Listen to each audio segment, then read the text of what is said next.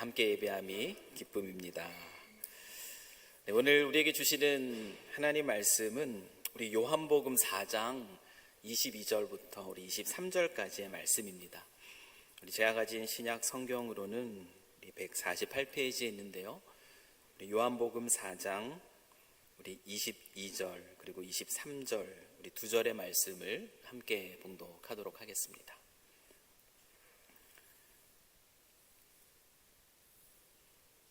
다 찾으신 줄 알고 또 함께 읽겠습니다. 시작. 참되게 예배하는 자들은 영과 진리로 예배할 때가 오나니 곧 이때라. 아버지께서는 자기에게 이렇게 예배하는 자들을 찾으시느니라. 하나님은 영이시니 예배하는 자가 영과 진리로 예배할지니라. 아멘. 우리 영적 리셋이라는 제목으로 우리 4주간의 우리 신년 특별 수요기도를 진행하고 있습니다.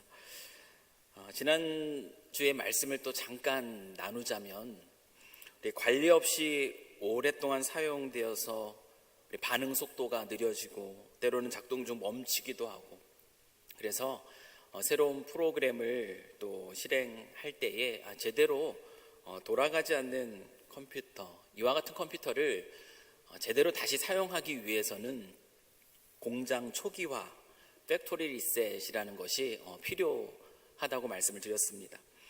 이런 리셋이 우리에게도 필요합니다. 영적인 부분에 있어서도 이와 같은 리셋이 필요할 때가 있습니다. 그때가 언제라고 말씀을 드렸습니까? 우리의 마음속에 세상적인 염려, 근심이 가득한 거죠.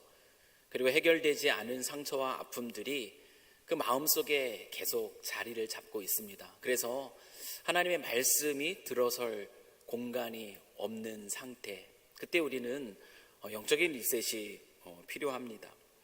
영적으로 불안한 상태가 계속되고 하나님의 말씀에 반응하는 속도가 느려지기 때문에 그렇습니다. 뿐만 아니라 육신의 정욕, 또한 안목의 정욕, 이생의 자랑, 우리가 사랑할 만한 것들, 그와 같은 것들의 마음을 빼앗겨 버려서 영적으로 무관심해지고, 또한 더 나아가서요, 미움과 시기, 불평과 불만, 거짓 등과 같은 이 죄의 바이러스가 우리 안에 자리를 틀고 앉아 있어서 영적으로 양심이 무디어져 있을 때, 이와 같은 때에 우리에게는 무엇이 필요한가? 그때는 우리가 새해가 되었으니 새로운 마음으로 다시 한번 시작해 보겠다, 어떤 결심이 필요한 것이 아니라고 말씀드렸습니다. 왜냐하면 그와 같은 결심은 결국 제대로 우리 안에서 작동하지 않기 때문에 그렇습니다. 이와 같은 때에 우리에게 필요한 것은 어떤 새로운 영적인 굳은 결심이 아니라 바로 회개입니다. 이스라엘을 다스릴 왕으로 택함 받았을 때에 다윗은 하나님의 마음에 합한 사람이라는 칭찬을 받았던 자입니다. 그런데 그의 인생의 어느 순간입니다. 그의 인생의 어느 순간 잘 작동하던 영적인 시스템에 문제가 발생했습니다.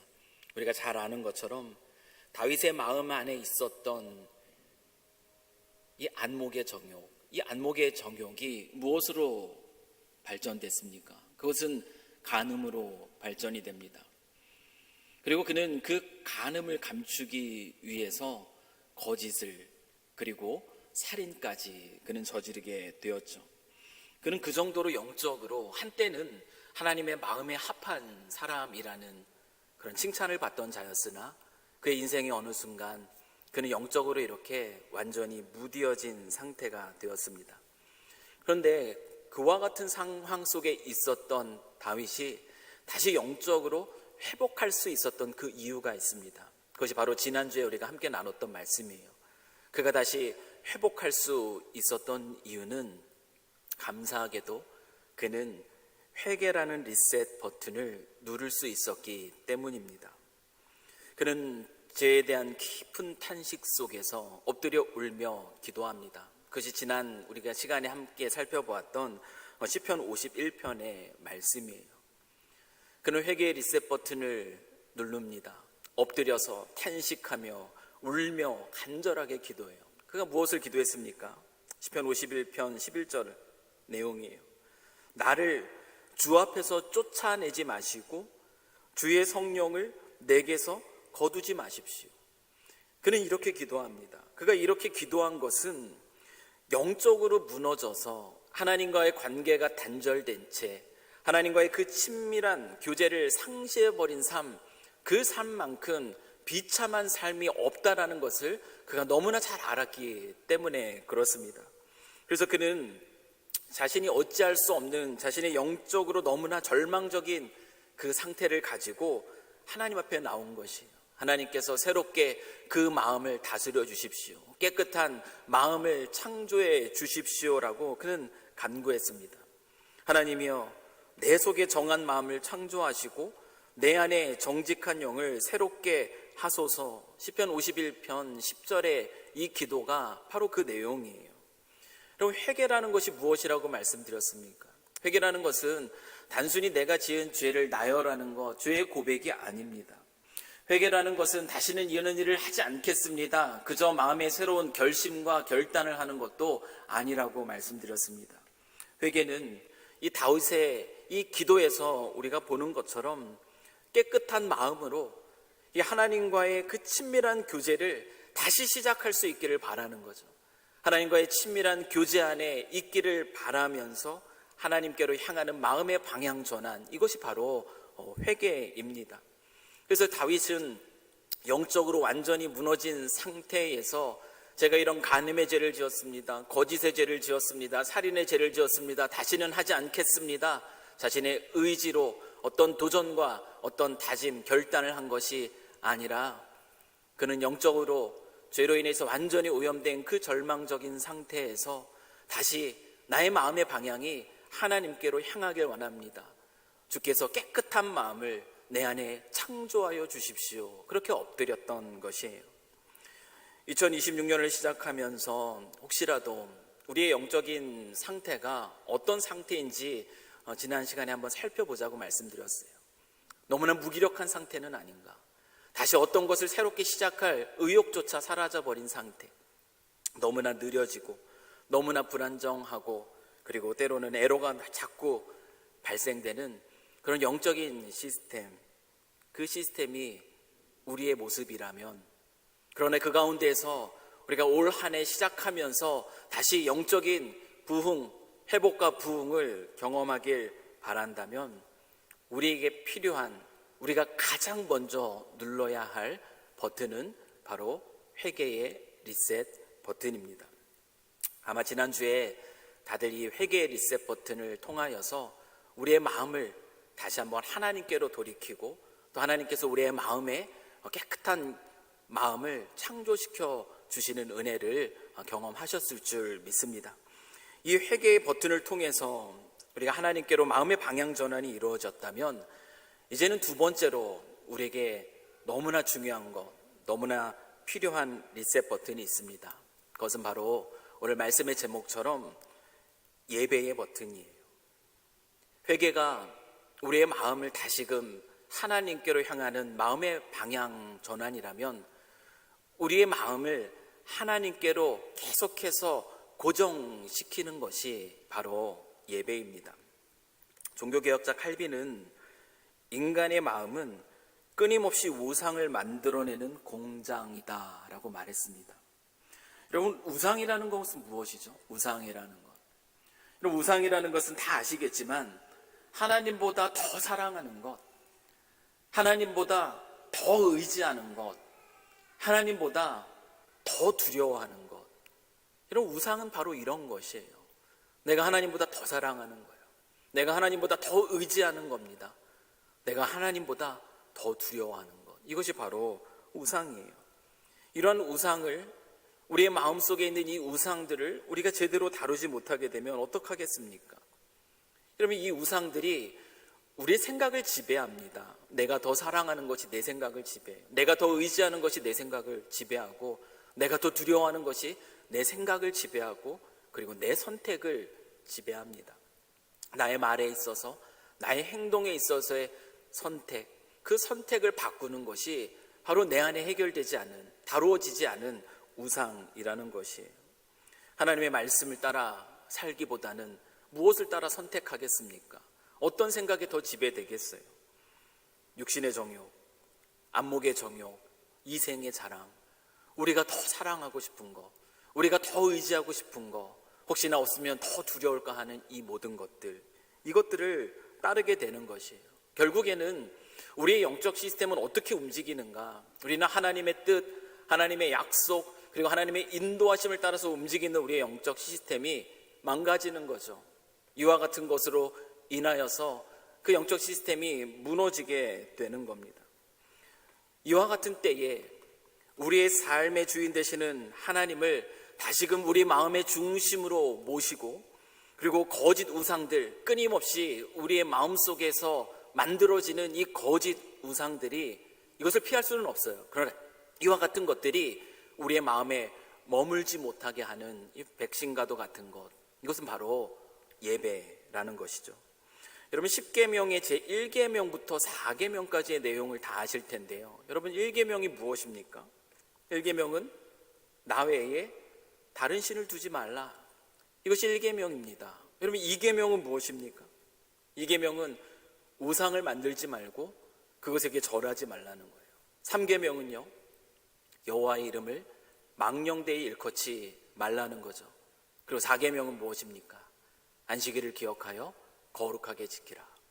여러분, 10계명의 제1계명과 4계명, 1계명부터 이 4계명까지를 요약해서 뭐라고 말합니까? 하나님을 사랑하는 것이라 얘기합니다.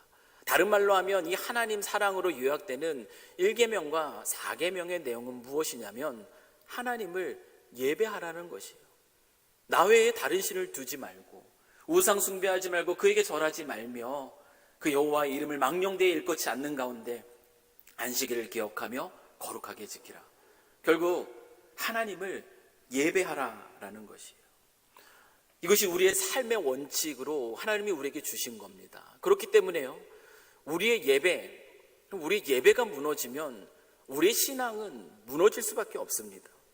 다시 말하면 우리의 신앙이 지금 무너져 있다면, 나의 영적으로 상태가 그 무기력함 가운데 있다면, 여러분, 무엇이 무너졌는가를 돌아봐야 되냐면 나의 예배가 지금 무너져 있지는 않은가? 우리는 그것을 점검해야 된다는 거예요.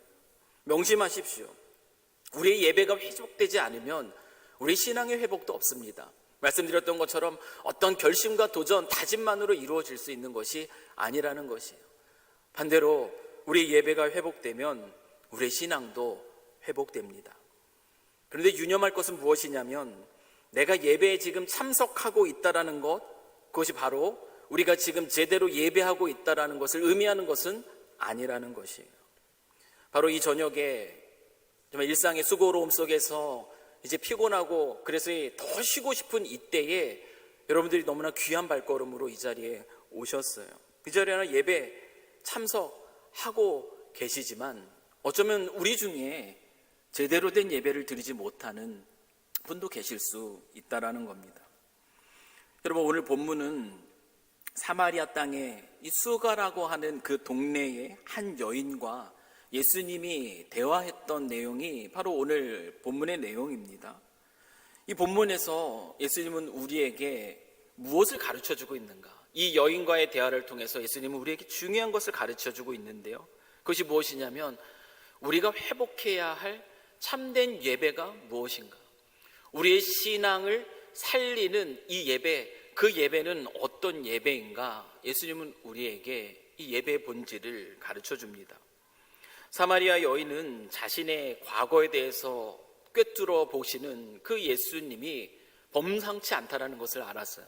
그래서 그 여인은 예수님에게 진지하게 자신의 삶의 이야기에서 예배에 대한 질문을 던지고 있습니다. 어떤 예배가 진짜인가? 그 여인은 묻고 있어요. 사마리아 사람들, 그 조상들이 그리심산에서 예배를 드렸는데 이 산에서 예배 드리는 것이 진짜입니까? 아니면 당신들이 말하는 유대 사람들이 예루살렘에서 드리는 그 예배가 진짜입니까? 이 질문에 대해서 예수님은 무슨 대답을 하고 계십니까?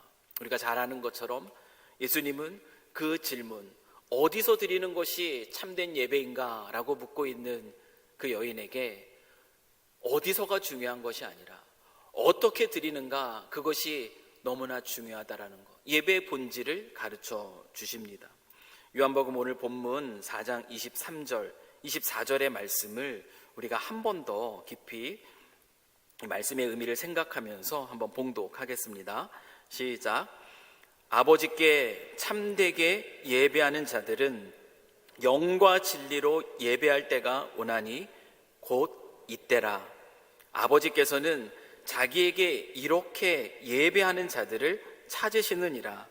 하나님은 영이시니 예배하는 자가 영과 진리로 예배할지니라. 참된 예배는 어떤 예배라고 말씀하고 있어요? 우리가 모르는 내용이 아니에요. 우리가 잘 알고 있는 내용입니다. 참된 예배는 영과 진리로 예배하는 것이다. 옛날 성경으로는 신령과 진정으로 예배하는 것이다. 우리는 이 내용을 너무나 잘 알고 있죠. 우리가 다 아는 얘기지만 오늘 이 시간에 다시 한번 이 말씀을 기억해 보기를 원해요. 먼저는 영으로 예배한다라고 얘기해요. 참된 예배는 영으로 예배하는 것이다. 여러분, 영으로 예배하는 것이 무엇입니까? 영으로 예배하는 것. 영으로 예배한다라는 것은 예배의 자리에서요, 우리는 영적인 존재예요. 하나님도 영적인 존재이고, 우리의 영이요, 우리의 영혼이 예배의 자리에서 누구를 찾는가? 하나님을 찾는 것이에요. 그리고 하나님을 만나는 것입니다. 그리고 하나님께 반응하는 것이에요. 여러분, 영으로 드리는 예배라는 것은 바로 이런 예배입니다. 예배하는 그 자리에서 우리가 무엇을 보고 무엇을 찾아요? 우리 하나님을 찾는 거예요. 그리고 찾으면 반드시 만나주시겠다고 약속하신 그 약속대로 예배의 자리에서 하나님을 만나게 되는 것이고, 그리고 하나님을 만나 깨닫게 하시는 것 가운데 반응하는 예배, 이 예배가 바로 영으로 드리는 예배입니다. 예배의 자리에 우리가 나옵니다. 참석합니다. 그리고 여러분, 예배를 자주 나오시는 분들에게는 자기만의 무엇이 있죠?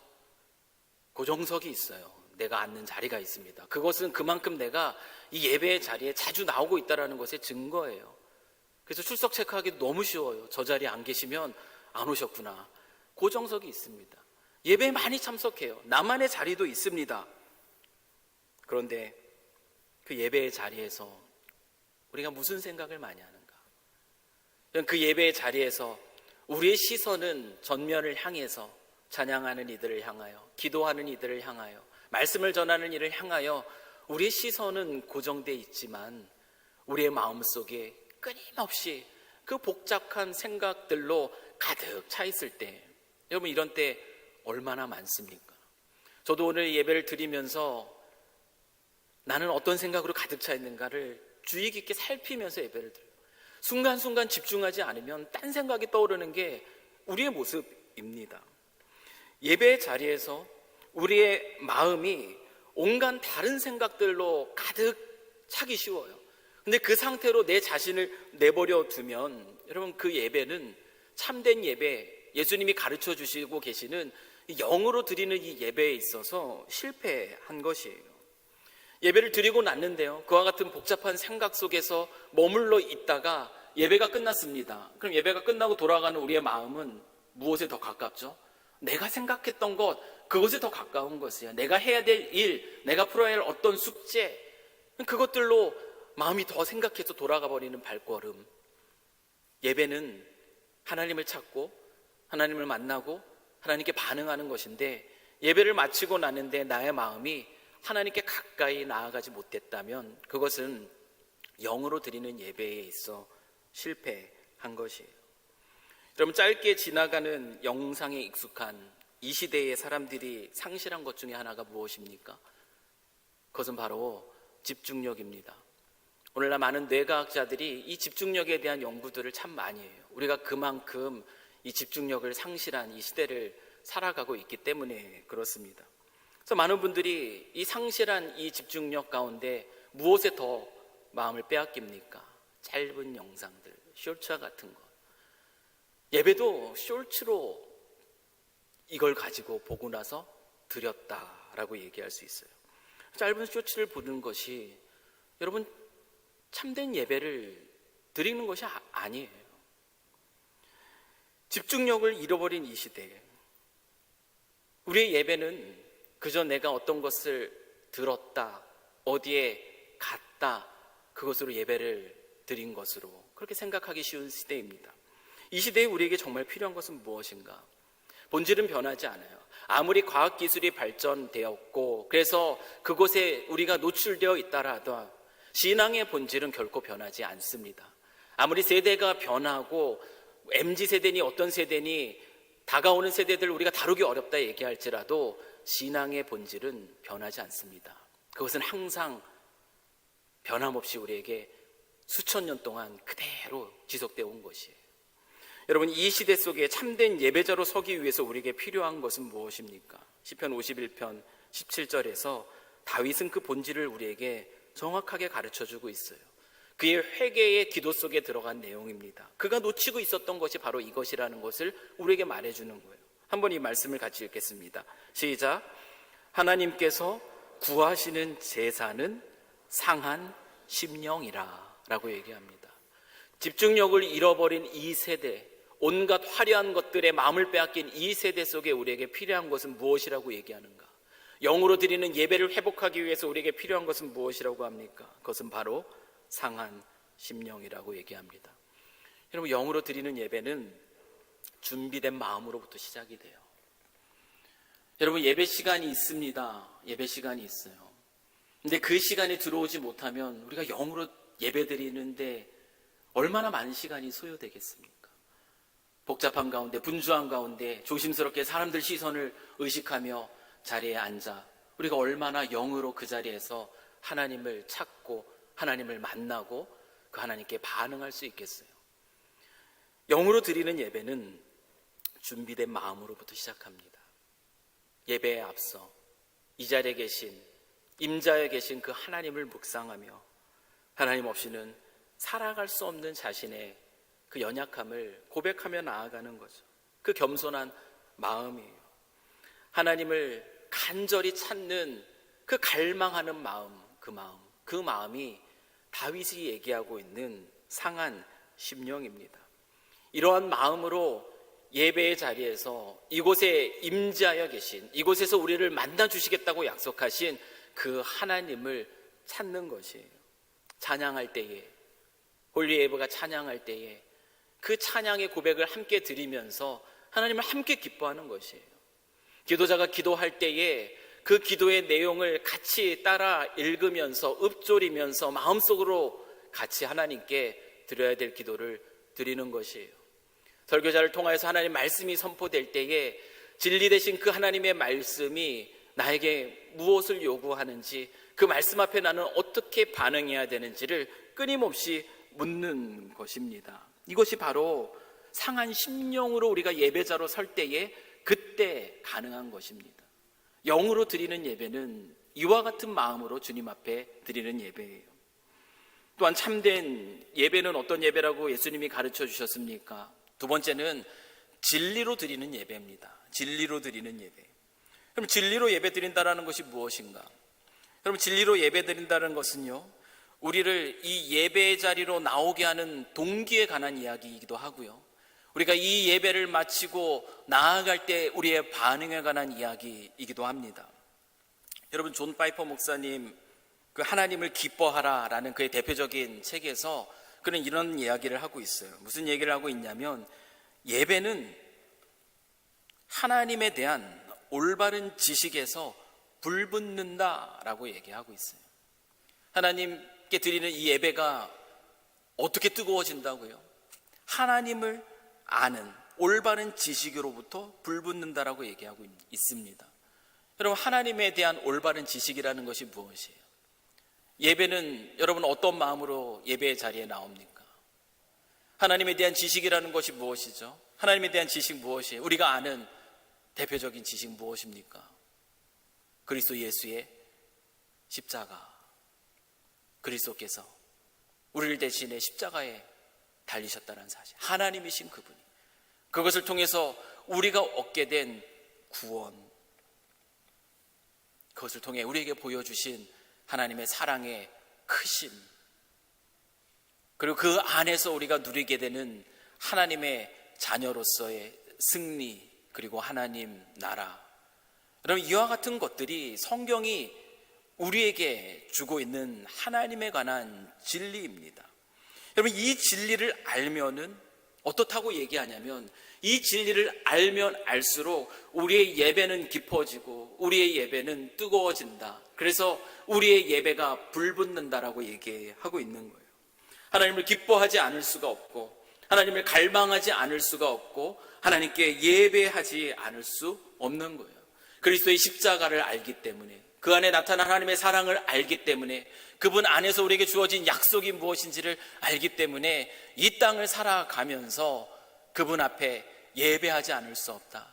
그분 앞에 갈망하는 마음으로 나오지 않을 수 없다라는 것이 한 신학자의 고백이고 많은 믿음의 사람들의 예배의 모습인 겁니다. 예배를 마치고 나면, 들어갈 때만 그런 것이 아니에요. 예배를 마치고 나면 어떻습니까? 예배를 마치고 난 후에 우리의 반응도 달라지는 것이죠. 진리로 드리는 예배라고 했어요. 진리로 예배를 드린다라는 것은 우리가 무엇에 반응한다라는 것입니까? 그 진리 때문에 우리가 예배의 자리에 나온 거예요. 우리의 기분 때문도 아니고요, 우리의 감정도 아니고, 오늘은 기분이 좋아서 예배할 만해, 오늘은 기분이 나빠서 가정에 이런 일이 있어서 예배할 기분이 아니야, 그래서 예배하지 못하는 것이 아니라 진리 때문에, 그럼에도 불구하고 날 향하신 그 하나님이 어떤 분이신가, 그걸 알기 때문에 예배 자리에 나오죠. 예배를 마치고 돌아가는 발걸음도 마찬가지예요. 그래서 예배 자리에서 무엇에 반응하는가? 눈에 보여지는 것들에 반응하지 않는 겁니다. 환경에 대한 반응이 아니에요. 진리에 대한 반응을 가지고 나아갑니다.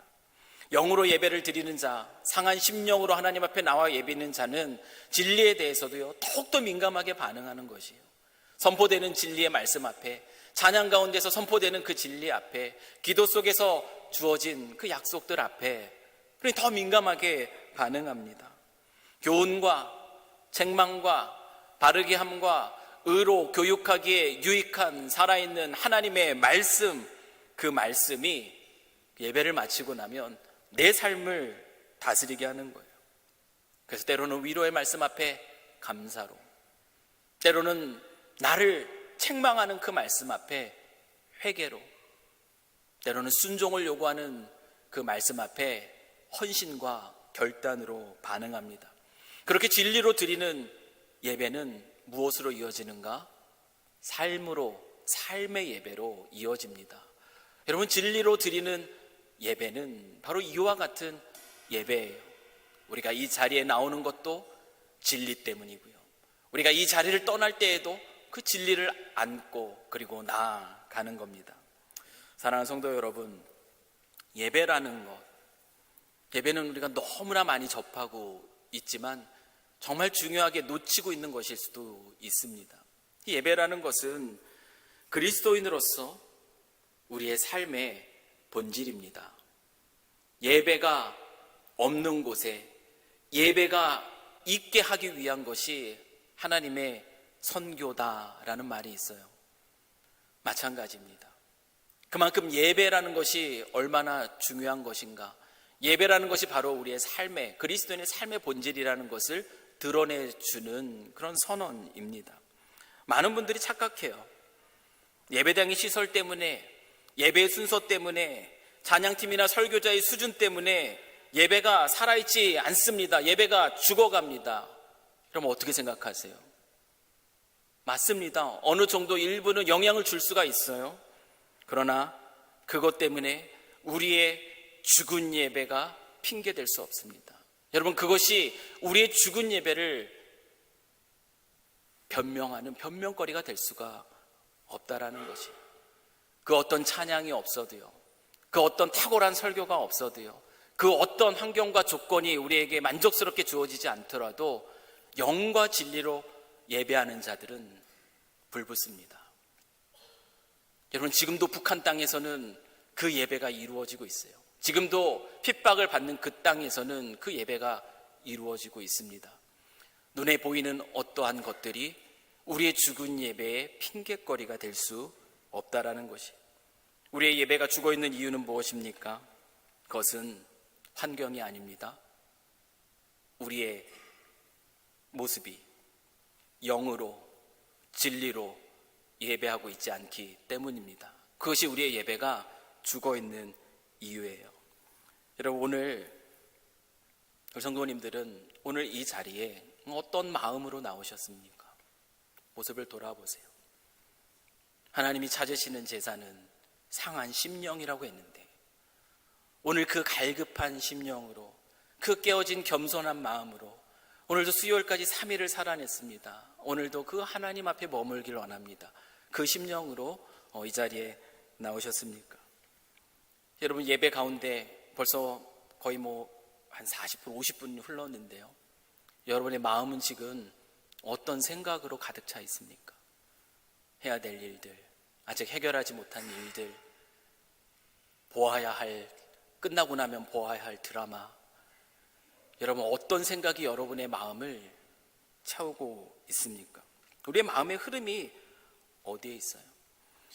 우리가 드리는 예배가 어느 순간 하나의 종교적인 형식이 되어 있고 습관적인 의식이 되어 있어서, 그래서 예배 가운데 있는 우리의 마음이 이곳에 임자해 계신다고, 여기에서 만나 주시겠다고 약속하신 그 하나님께 집중하고 있지 못하다면, 우리가 아무리 많은 예배에 참석하고 있더라 하더라도 우리의 예배는 어떤 예배예요?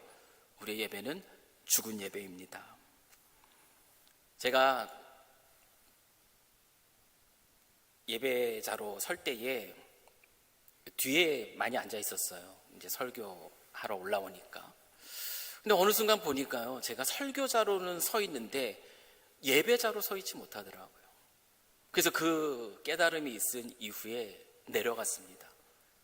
신앙의 고백의 자리부터, 찬양의 자리부터 한 사람의 예배자로 내가 하나님 앞에 집중해야지.